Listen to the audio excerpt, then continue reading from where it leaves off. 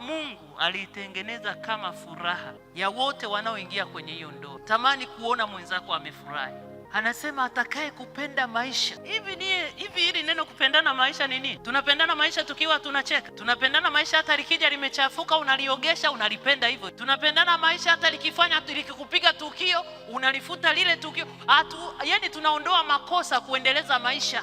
Lakini sasa hivi hiki kizazi cha .com, mimi watoto wa kike na wa kiume na waombea mwe serious na masuala ya familia. Alafu niwaambie, kama ilishindikana ndoa ya baba na mama yako, sio mfano wako. Wewe ndoa yako sio ya baba na mama yako, ndoa yako ni ya kwako peke yako na haijawahi wewe. Usije ukasema kwa sababu baba na mama yangu walishindwa ndoa hata mimi siwezi ndoa. Mimi ndoa naiweza, nakoma nayo, napambana nayo.